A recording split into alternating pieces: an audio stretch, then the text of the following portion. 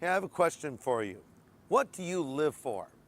You know, some people might say, for me to live is to get a lot of stuff. Maybe they have a bumper sticker on the back of their Ferrari that says, he who dies with the most toys wins. Yeah, I guess that's true. The problem is you win nothing because you can't take it with you. Have you ever seen a hearse pulling a U-Haul trailer?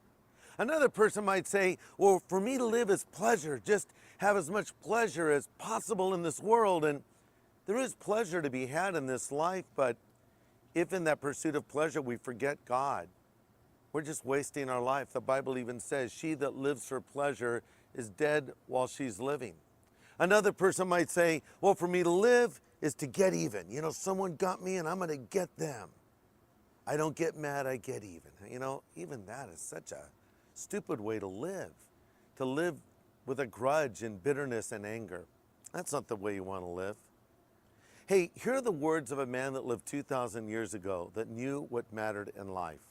We know him as the Apostle Paul. Here's what he said: for me to live is Christ, and to die is gain.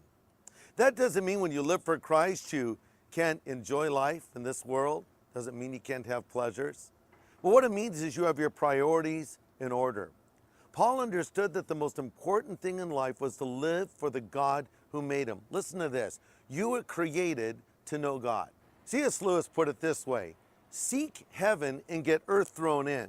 Seek earth and get neither.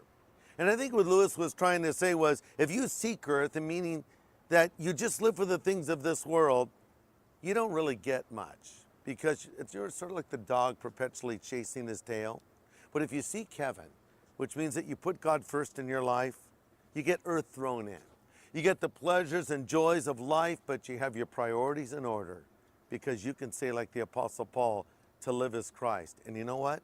Only the person who can say to live is Christ can then say to die is gain. Something to think about.